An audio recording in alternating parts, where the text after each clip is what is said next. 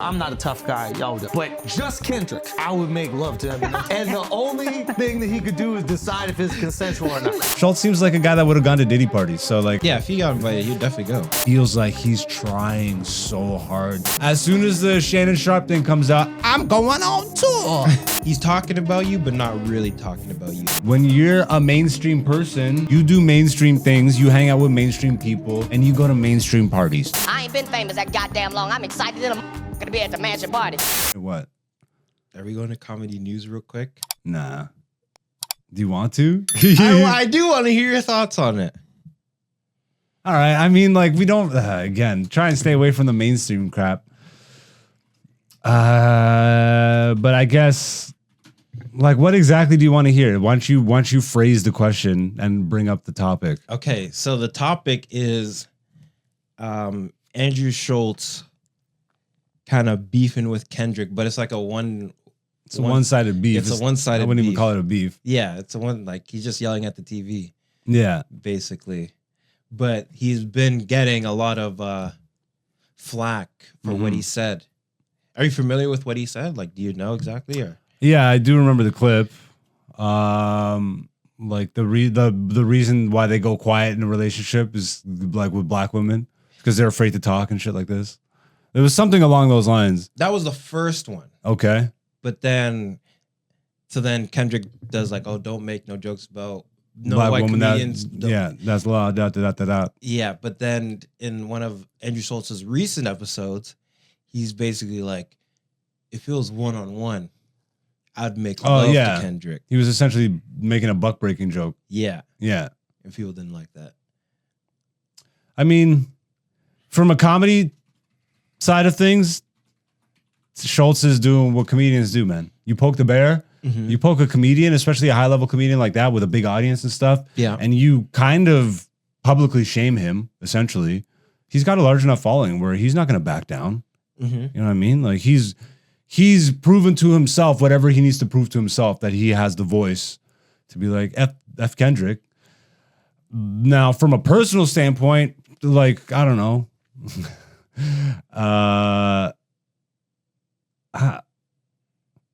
I don't know, man. I don't like Schulz doesn't really resonate with me as a comedian.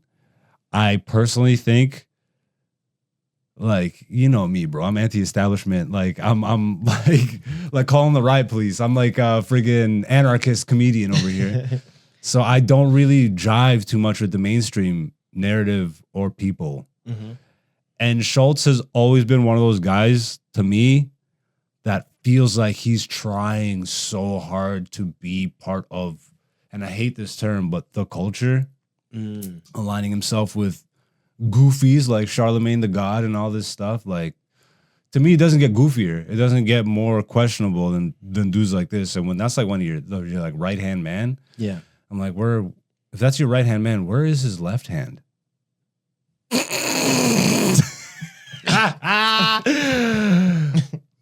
Playing you like a puppet dog. Yeah, I don't know. Schulz seems like a guy that would have gone to Diddy parties. So like, yeah, if he got invited, he'd definitely go. So I don't know. He'd pull out on his best white outfit. I don't like. He's just, it's a try hard type of style to me, and it always has been. Yeah, and this will probably play negatively on my comedy career somehow. I'm sure. It's like one day we'll be in a room together, but at the same time, like, I don't know. I'm not trying to align with people or energy like that.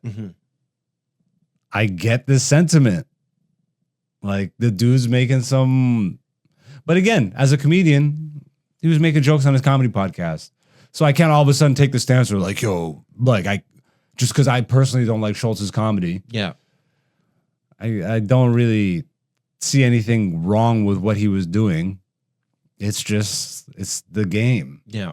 You called him out and he has a platform and he has an audience and he's going to take this opportunity to say something that'll land him on some headlines and sell him some more tickets. True. The exact same thing that Katt Williams did. Oh, Katt is revelation upon revelation. Da, da, da, da. I said it immediately. This nigga is promoting something. Yeah. And voila. As soon as the Shannon Sharpe thing comes out, I'm going on tour. it's a cabal. It's a consortium. My tour is sold out. And then he did the live Netflix special. Like, at this point, bro, how many more distractions do you need to, it's just distraction. I'm off the media train. That's why I was like, do we even need to talk about it? But you want my opinion. I feel like it's not even that good of an opinion. What's your opinion? What's a good What do you think? Me personally, Yeah. I'm in the same boat. I don't really give Yeah. because like we sit here and care about what Schulz thinks. no, I think it's like funny that like it's like you're right. It's like he's tryharding, but the guy is like he's talking about you, but not really talking about you. And then you like, kind of exposed the fact that he was talking about you. yeah, and then It you're was- like, he's talking about me, and you know what I mean? And that to me is so cornball, Yeah. bro. Like, I don't know. But again, when you're a mainstream person, you do mainstream things, you hang out with mainstream people, and you go to mainstream parties. I ain't been famous that goddamn long. I'm excited in a to be at the mansion party. You be looking in all the goddamn rooms, look around and look in the wrong room and And then it's a separate party in the little rooms. And I have not seen that many people that this day and age, like in the popular sphere of comedy, like in the last decade or 2 decades, well, in the last decade, Yeah. that have really blown up in popularity. Like he's so clearly placating to mainstream, like he wants that mainstream recognition. You can tell it just reads. Yeah. And I don't know. That's so corny to me, and it's super try hard. And you align yourself with cornballs, and you say cornball things. Yeah. But to me, also, let's be super honest. Like I don't know, the Kendrick Drake stuff is cornball. Like all of it, all this mainstream stuff is just distractions. Not to sound like that guy, but it's just, bro. There's way more important things that you can be focusing on. And I'm not even talking about politics or war or any of that. I'm talking about, are you depressed?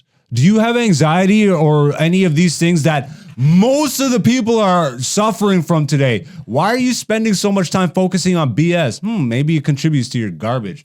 Is your diet full of sugar and friggin' no exercise and all?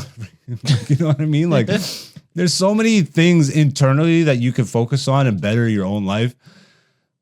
But most people are not here for that. That's why Hollywood exists. Most people are bought into the trap. And if it's not Hollywood, then it's politics. And if it's not politics, then it's education. If it's not education, then it's money, finance. If it's not, like, bro, they got you. Yeah, and that's just whack and cornball to me. And I feel like the tides are shifting. People are looking for more genuine and authentic things. That's why we're pivoting and like really marketing this page as such. An authentic comedy page run by comedians that is for real comedy fans. We're not just out here talking about the mainstream, every friggin' like the same 6 dudes that everybody's talking about. Go watch the videos on the channel. Like we have real conversations and real takes, and we like are looking for that from people. Yeah. I don't want to build an audience of just mainstreamers. Yeah. Because that's not even the people I want on my Mainstreamers. shows. That's actually a great term. Yeah. If I'll write that down. Thank you, mainstream. Yeah, write that. That's the episode of the. This is Black Zeus, the podcast season 5.